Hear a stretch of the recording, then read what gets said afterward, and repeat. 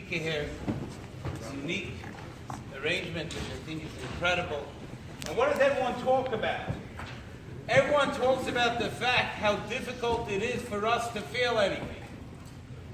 Could you imagine a time in history? Anyone that has grandparents, anyone that ever read a history book, to think about that our biggest problem on Tisha B'Av is going to be that we don't feel anything. To think about that Tisha B'Av, the saddest part of the day is that it comes up to Tisha B'Av and we tell each other, I don't feel anything, I dread Tisha B'Av. What is this whole thing about? Who would have ever thought in the history of Klal Yisrael we've come to this point? Who could have ever imagined that there come a time in history that we're going to sit together on Tisha B'Av and try to create some sort of emotional attachment to the day? No, we're sitting here, we all met people, most of us have met people who are Holocaust survivors, whether they were grandparents, but in a couple of years that's all over. In just a matter of time, where it's really going to be, people are going to harken back to some book they read to try to develop some emotion. What's a bigger tragedy than this? When did we ever have such a point in our history? When we think about it, it's not just about Tisha B'Av, it's about so many things. How many people do we struggle with on Shabbos? Saying that they wish they felt something.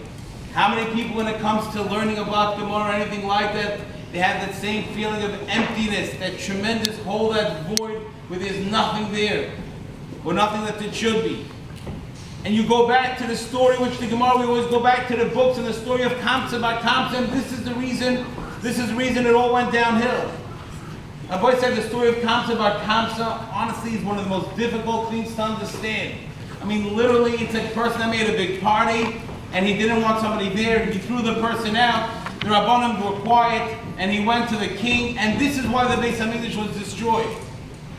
I mean, it's literally like where do we have a similarity? There's somebody that had a chat, on an online chat, and some guy, he disinvited him, and everybody else stayed on the group, and they didn't leave the group, and now he's furious, and how come no one stood up for me? I mean, this is the story of Kamsa bar Kamsa. And what are we busy with Kamsa bar Kamsa? What about the Rabbanim? Shame on them. They sat there in the room and they didn't say anything. Kamsa bar Kamsa, no two nudniks. I don't know what's wrong with them. Children, they couldn't get along. The time is on them. The time is on the Rabbanim. They just sat there. And this is the big problem with Klal Yisrael, Kamsa bar Kamsa. The Gemara a few lines later tells us what type of animals were in Klal Yisrael then. There were people that took to the biggest gedolim. Imagine somebody goes over to Reb Chaim Kanievsky and tells Reb Chaim Kanievsky and says, listen, and his mevazim spits on him. Rahman al-Sam, one of the gedolim Ador, is nifta, and he says, let me stab him to make sure he's dead. These are the types of people that were living then. People that went, and Klal Yisrael had enough food to live. They were able to sustain themselves, and they burnt down everything. Why did they burn it down? Just because they had their agenda. That's not even spoken about. That's not even discussed as a reason for the Churban Beis HaMikdash. But we're busy again with Kamsa by Kamsa. And if you go through the Kinnis, one Kinnis was skipped here, which just talks about the amazing tragedy, what was going on there. We don't understand the tsar of parents eating their children. We don't understand what that means. We don't understand what it means, the horrible things that Klal Yisrael was doing to each other. We don't talk about that. We go back to Kamsa by Kamsa. So I tell you, me personally, a lot of people are very into, they listen to Holocaust stories on Tisha B'Av. I try to avoid it. It kills me to listen to it. I don't know why last night at 4 o'clock in the morning, I came home from something. I saw someone sent me a message, started to listen to the story to 4:45 in the morning. And at 4:30 I was regretting it, but now I'm really happy because I need to say over this story. We talk about why we don't talk about the tragedies that Klal Yisrael having destroyed each other. I'll tell you why. Because when people are in a bad matzav, people do bad things. When people are under tremendous duress, people are under stress, people are under terrible situations, they do things like that. This woman said over a story as follows. She said she was in Germany, and then when the war broke out, she ran to Holland. She said she was in Holland, and her father was a very wealthy person, and things were good, and she ran into Amsterdam for a different reason, and it's a whole long story, and she talks about how wealthy they were, how well she lived, and then she talks about how finally they rounded her up and she went to Bergen-Belsen. And she says over there, everyone describes everything well. No one describes the hunger. No one describes what it means to be day in and day out without any food to eat. And I was sitting there, first of all, thinking to myself how hungry I was. I was outside and I was sweating, and I was thinking to myself, is it heter to break your fast? I'm thinking to myself, these people sat in Bergen-Belsen as children. A 14, 15-year-old girl with nothing to eat for days and days. She said that was never described well. And she said, let me tell you what the biggest sorrow was. She says every few days they would give you this soup, and they'd give you this piece of bread for the week. She says rationing that and deciding who should get it and who shouldn't get it. And she says, and then once in a while they'd give you a cup of milk. And she says, when you held that cup of milk, you held it with your dear life. Because if you were walking and you spilled some of it, she said, you know what that feeling? You know that feeling of that feeling that I just lost everything I had. She says, you were walking, she says, and one time someone bumped into me. And half the milk spilled out. She said, I wanted to die. That was one of the worst moments in the whole Holocaust. Losing that half a cup of milk to understand what it meant. And she said, oh, it was something, she says, it's so horrific. She said they had at that point, when they were bringing in anyone that had babies, the Germans would give an extra cup of milk for the baby for the week. And she says, you know, how many mothers sat there looking at that child and thinking to themselves, should I give it to this baby or not? Is this baby really going to make it out or not? Maybe I should just drink the milk myself because maybe I can make it out. This baby has no chance. That agonizing decision, and she alluded to the fact that not everyone decided to give that milk to the baby. Who could blame a person in that situation? Who could blame somebody? No one here could ever judge. We can never judge. No one can ever judge to someone has to make such an incredible decision, such a difficult decision. But that's not. This is not weird. This is not where Hashem is judging. When people are under duress, people are under stress. Hashem. That wasn't the taina. What was the taina? The taina was kamsa bar kamsa. We're talking about two people, times are good. They're throwing a party. They're coming together. People think that the Moshe wants us to be bitzar. Hashem wants us to be down. Anytime we're too happy, it's a bad thing. The Mesilas Yesharim says Hashem wants us to enjoy life. And what's the biggest tainig about this Torah? But it's tainig, l'sanig al Hashem, we should enjoy ourselves. We can't do it if we're sitting in concentration camps. We can't do it if there's an inquisition. It's not what the Rebbeinu Shalom wants. He wants us to enjoy. But how do we act with each other when things are good? Is there any respect at all? So come to Kamsa bar Kamsa when things are good. They're living together. Life's good. They're partying. They have an incredible party together. And it comes to Chazal, and Chazal, they said, why didn't the Chachamim fight? Why didn't the Chachamim stand up for this poor person that's being thrown out? Zoktim Arshoy, you know why? Because the Chazal knew that they wouldn't be listened to. Right there is the tzara. This is where the Chorban started. When the Gedolim, when the Manhigim, when people know, whoever it is knows that they're not even listening, people don't care anymore. There's disappointment, there's callousness, there's disenfranchisement, there's nothing, it's gone, there's a disconnection, we don't care anymore. That's it.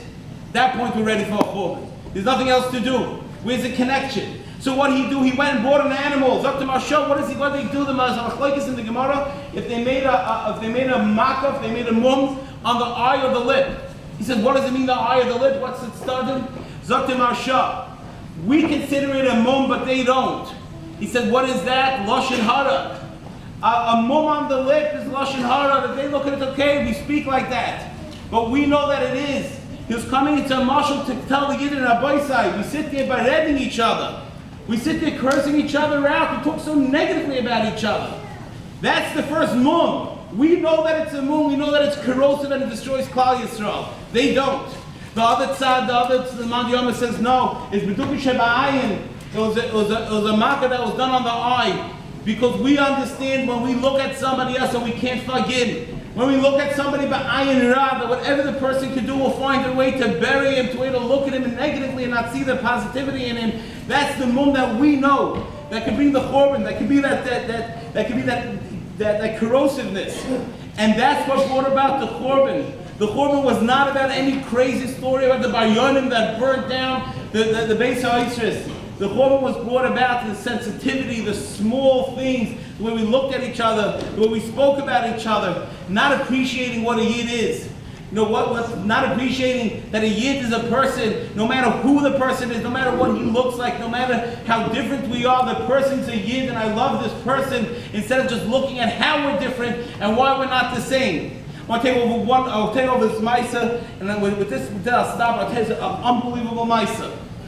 This Yid told me, and I heard this story from somebody who, and there was this Yid that was going to, there was a guy or some person that looked like a Mexican fellow walks into the store to buy something, and the person's looking at his name, and he sees this person, he just looks like, he looks like this homeless individual, and he just walks in there, he's buying something, the guy's talking to him, he listens to his name, he says, "Are you Jewish?"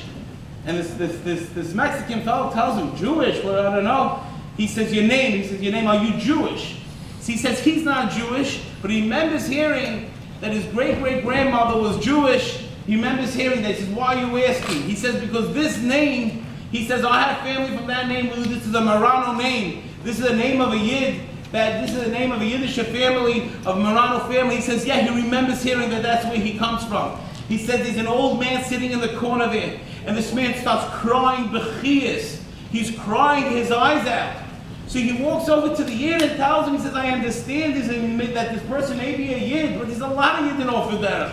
What is the problem?" He says, "I'm not crying. He's not from, that doesn't bother me." He says, "I want to tell you something." He said, "I had 3 children before the war."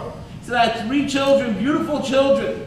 He says, "And at the time we saw that it's going to be tzarz via bag," and he says that someone came over to me, a very close business associate of mine who worked for the church, and he begged me, he says, "Let me take your children."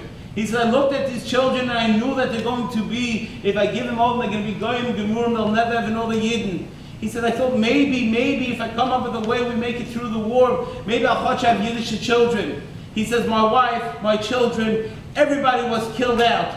He says, "I never got remarried." He said, "I could never look at children anymore." He said, "I couldn't do it to myself that I caused my children to die." He says, "But now I see this Yid, this person," he says, "I could have had children and he would look like this.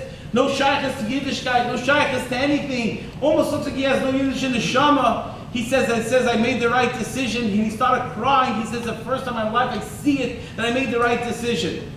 We're talking about agonizing decisions. We're talking about people who have to make decisions that we can't even comprehend. But what's the yesod? Rabbi said, what does it mean to be a Yid? What does it mean to have some sort of, we don't have to be so cynical, to just knock anything we hear that we don't like. We don't want to have a emunas chacham because we don't believe in anybody. We don't believe in ourselves, we don't believe in systems, but look into ourselves and think for a moment, each one of us as an individual, we're so unique. Every single person, the chesed in this room, the chesed from people around here that has been done because we care about each other. And when there's a time of tzara, when there's a need out there, how many people come together no matter who, what, when, and where? This is our koyach of Klal Yisrael. We know that that any generation that bring Mashiach is as if they destroyed the Beit HaMikdash. You know, when we talk about that, we think about that concept. Let's remember, what destroyed the Beit HaMikdash was nothing. There was no great story. There was no horrific Maisa. It was the simple things. There was the simple things of the way we spoke to each other, the way we looked at each other, the way we couldn't identify with anything above us, anything that had to do with any sort of something that was madrachos.